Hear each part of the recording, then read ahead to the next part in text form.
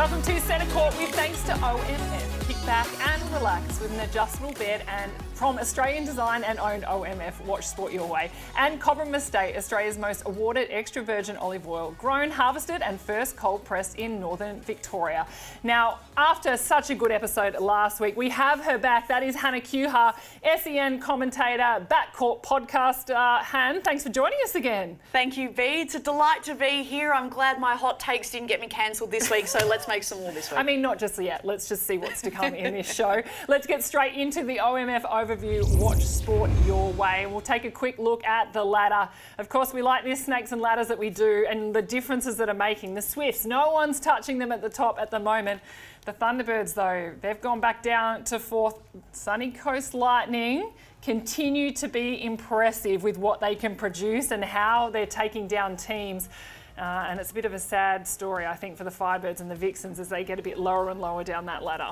Yeah, B, I think this is the first week where I feel comfortable with the separation between the top four and the bottom four. It feels like this is the first week where, yeah, you know what, I don't think those brackets are going to be changing for the rest of the season. So hard luck if you're a Mavericks fan, Vixens fan, Firebirds fans. I think Giants. Giants. Although you ruled them out last week. We ruled them out last week. Those other three teams, I'm thinking it's going to be pretty tough for them to make finals. The interesting part is the top four. What are the permutations and who's going to be moving through there? I think you're right. The T-Birds, they're on their slide, but I think there's still a lot of depth and positivity to come. And a big test for them this weekend as well. Okay, our team of the week. Take a look. One player I want to focus on. Down in Tassie, I thought she was absolutely sensational for the Mavericks. That was Shimona Jock. And I know we talk about it. Last year, she wasn't even considered a player in their 10, and now she is their number one player. And if she's not on the court, they're going to struggle to find a win because she was phenomenal. 61 from 61, 120 net points, and just their consistent warrior that shows up every single week for this club. Oh, absolutely. And she's just so athletic in the way in which she moves. She's not just a tall holding goaler. She can make moves and create opportunity for the other players on the court. So, yeah, I'm a huge fan of Shimona Jock. I want to know, is she almost in Diamond's contention? Could she come over and don the green and gold? Whoa. Big questions, but I don't know. I think she is in such great form. And one player that you wanted to focus on was the Sunny Coast Lightning defender. I mean, Tara Hinchcliffe, another player who you'd probably say goes under the radar when you've got the likes of Courtney Bruce and Ash Irvin. We don't talk about her enough, but she is really that glue that's keeping that defence end together. Yeah, I think she's often perceived to be the player that denies her opposition of opportunity, but this felt like the week she was getting the numbers that made everyone take a step back and go, she is a seriously good talent. 6 gains, 6 deflections, 4 pickups, huge numbers, 2 intercepts. Like, what more of a perfect and complete game would you want from a goal defence? Yeah, absolutely. Well, that was the OMF Overview. Kick back and relax with an adjustable bed from Australian design and owned OMF. Watch sport your way. It's time now for the Good Oil, where we chat about the biggest talking point of the week, thanks to Cobram Estate, Australian extra virgin olive oil. Now, I don't think anyone can deny that probably the biggest news that came out of the weekend was Sunday after the game. Simone McInnes declared that she was stepping down at the conclusion of the season. We do know that her contract was ending, so it was a decision, I guess, she was making whether she's going to go ahead and reapply for that role, or she's taken the latter option, and that was to step aside. And to me, to be honest, for someone who's been around the Vixens for such a long time, for 13 years that she's been at this club, it's hard to see a Vixens without a Simone McInnes leading the way. It's really throws open plenty of different options, Hannah. Who could be the next head coach of the Melbourne Vixens in season 2026? Have you got some ideas for me? Have you been thinking about it? Put a bit of thought behind it. Oh, of course. When I first saw the news, I thought it must have been a joke in a group chat, but I'm like, no, this is really happening. I think it's going to be the most in-demand job we've seen in netball for a long, long time. My top recommendation, I hope it gets through, Guy Keane. Oh, very interesting. Now, give me some background in Guy, because he currently over in WA. Yeah, so he's over with the West Coast Fever Reserves at the moment and has been doing work through their underage pathway. But you also might remember him. He was the Fast 5 assistant coach last year for Australia, so he knows what it's like top-level netball. He, of course, is a very good athlete in his own netball career, donning the Australian Victorian uniforms, and has done work within the Victorian underage pathways as well. So he's got all the qualifications. He's a very, very good coach. I'd love to see him return home to Victoria, albeit I appreciate this, probably a left field suggestion. People might not be expecting it. Maybe a Kate Upton could be another option. She was the Collingwood Magpies assistant coach, and again is very well known within the Victorian pathway, is currently heading up Blaze in the VNL whilst doing professional work at Rowville Sports Academy and a lot of other positions. So could it be a Kate? Could it be a Jared Murphy? He's currently heading up the Vixens reserves team. I'd love to see him get a go. Maybe could it be Tracy Brereton? I'm throwing out a lot of names, but Guy would be my hot tip. And you know what I think will be interesting, and Netball Victoria, we know with the Vixens they've got a percentage of the team that needs to be Victorian. They're very passionate about that. So I can imagine their preference would be a Victorian coach, someone who has been through the pathways. It's a strong pathway, and there's been 13 years where they haven't been able to move anyone on into that elite opportunity. And so I get the feeling that it will go to a Victorian. And if we put our kind of thoughts to some of the assistant coaches in Super Netball at the moment, some Victorians that are out there, Kathy Fellows is a Victorian who's the assistant coach of the Adelaide Thunderbirds. That's a possibility. I mean, the Mavericks, Nicole Richardson, their assistant coach, is that a huge opportunity for her? She's already had the experience as the head coach of Collingwood. I'm also thinking maybe if they don't opt for a Victorian, do they go a Nolene Tarua? Do they bring her back like we used to see her head up the Sunny Coast Lightning? Tamsin Greenway over in the UK. Do you think they're going to make a bold move like that or stick in-house? Well, this is the special part about this position. You can attract the best names from all around the world. I tend to agree with you, B. I think Victorians are very passionate about keeping things in-house. I wouldn't be surprised if it went to someone with experience within the Victorian pathway. However, if a Nolene's knocking down the door, it'd be pretty hard to suggest that she wouldn't be a great fit for the role. So I think... Do you reckon she'll bring Wecky with her? Oh, now we are talking. Look at us, we just throw up everything here. Well, it'll be very interesting to see. My understanding is that it's not too far into the future that we'll see the expressions of interest come out from Netball Victoria. So wouldn't you just love to be able to look through all of those resumes that are being sent in to who wants that job? And we'll keep you updated as we find out more information throughout the season. That was The Good Oil, thanks to Cobram Estate, Australia's most awarded extra virgin olive oil. Grown, harvested and first cold pressed in northern Victoria. Now, Hannah, we can't have you on the show without having a segment because we know how much you love your stats. So this is the first time that we're going to Hannah's Superstat. What have you got for us this week, Hannah? Well, B, I'm giving the fans of Centre Court a heads up. We're going to see something really exciting this week. Janelle Fowler-Nemard will most likely hit 9,000 goals. That's over her career in Australia, and it's unbelievable because no one's done this before, and it is just mind-boggling to know how many years have gone into this. But I know we don't give her the accolades that she deserves in terms of her athleticism. People just say she's tall, of course she's going to get the goals. But I want to paint a fuller picture of why I think Janelle Fowler-Nemard is such a remarkable athlete. Just to give some context, so we talk about tall goalers. Mary Chollock is 3 centimetres taller, so she's not even the tallest in the league at the moment. Grace Wecky, Danelle Wallam, they're within 5 centimetres of Janelle, so it's not crazy. Caitlin Bassett was 2 centimetres shorter. So all very similar physical builds. But it's what Janelle does with her size that makes things amazing. She's the only player to average in the 60s per game over the SSN. So she did that last year for the first time. She's clearly getting a lot of ball, but how she does it and what she does with it, I want to share with you some numbers here. So given that she averaged 60 points per game last year, 7 of the 8 most prolific, highest scoring seasons belong to Janelle. Only person to enter into that top 8 is Danelle Wallam's 2023 in 7th spot.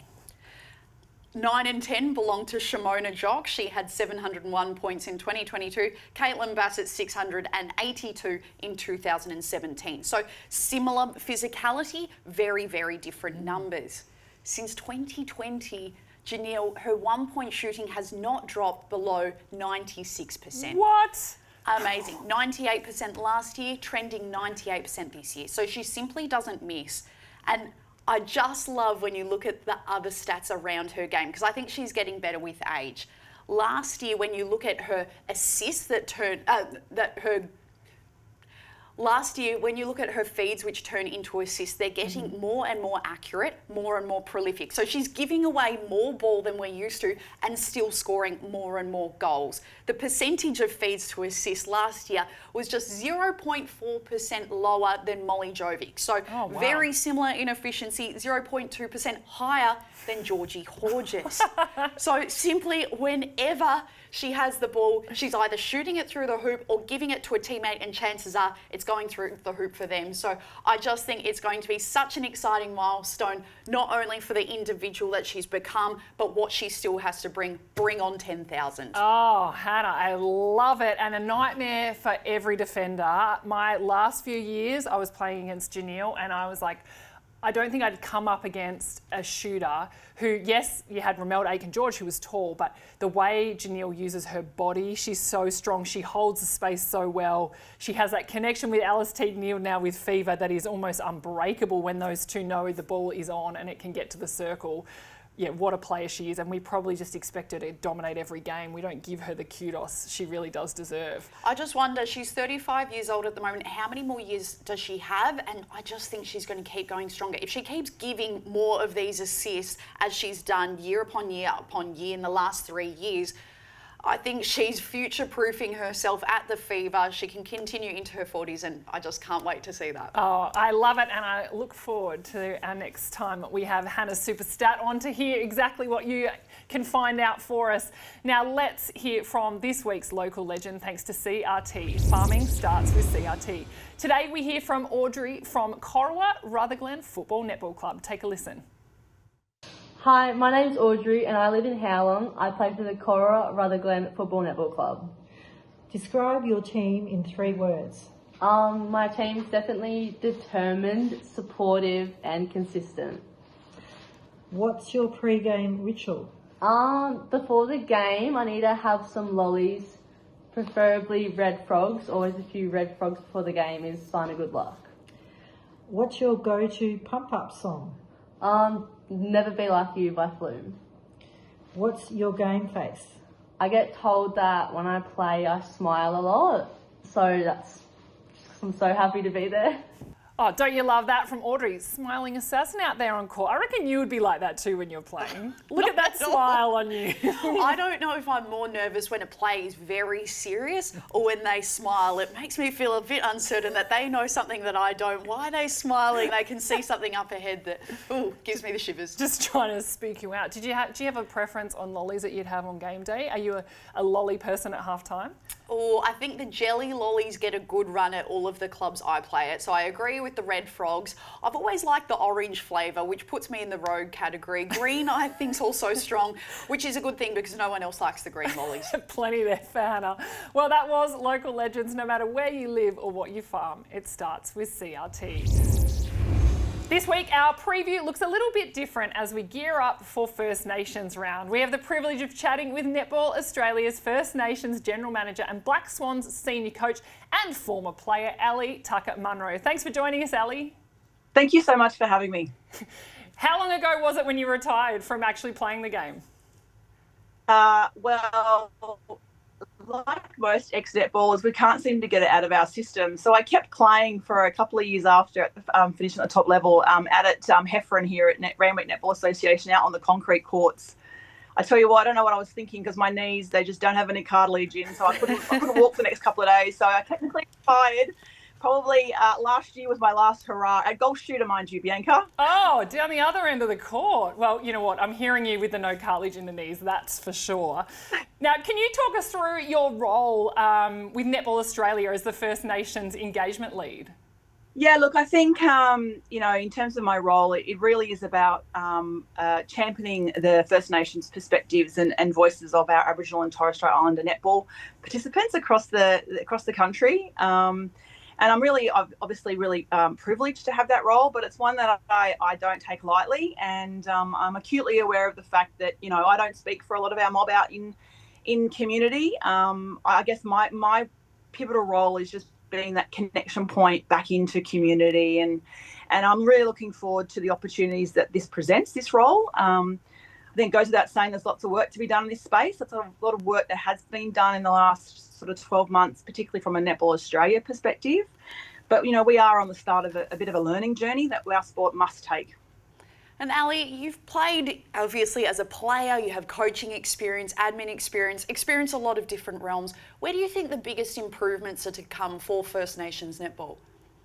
Oh, look, I think it's across the whole netball ecosystem, to be honest. I think, it starts at grassroots, right, in terms of that participation level and I guess in terms of providing spaces and places for First Nations people to belong and to be a part of our sport. And that sort of, travels straight up through to our high performance elite level. So, I think what's really important is that we all play a really important part around being the change that we want to see in our sport. And I think that sort of really speaks to, us all reflecting on, what change can we make? What learnings can I start to also take to build my awareness of how I can actually help drive change to make sure our sport is an inclusive sport for all.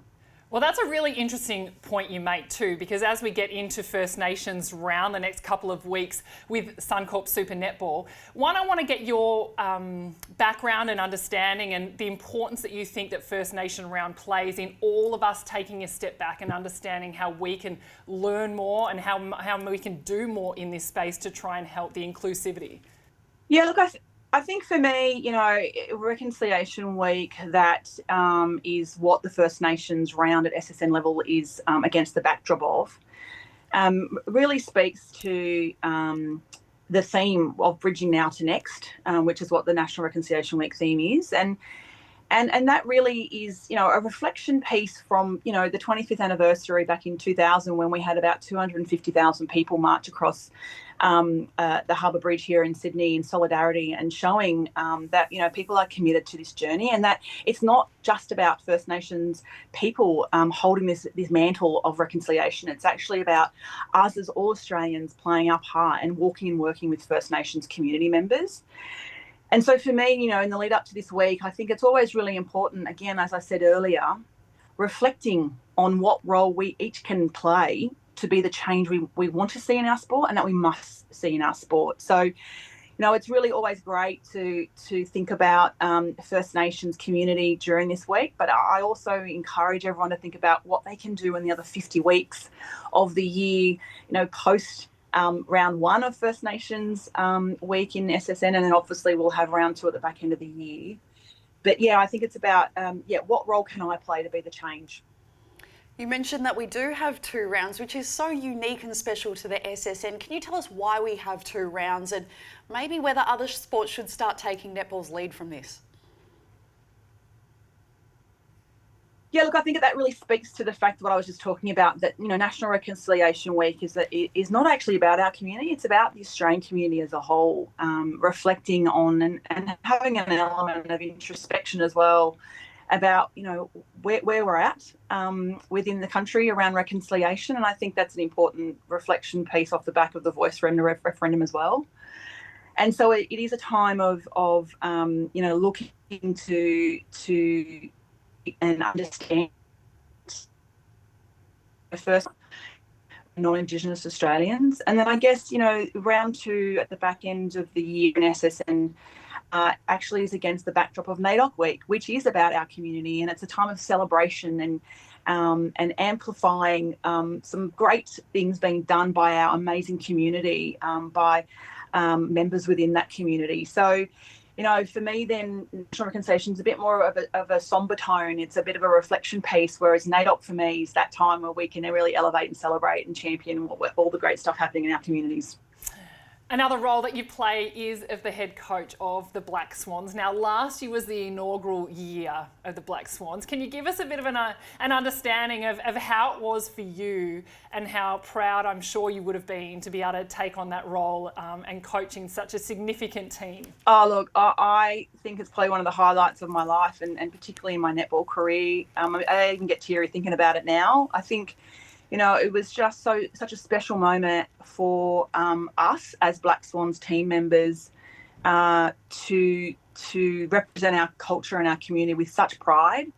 And our community really embraced and celebrated the amazing athletes that formed part of that team. And I think what's really important to highlight is that those athletes are part of the Black Swans team are actually pathway athletes who are actively in the sport.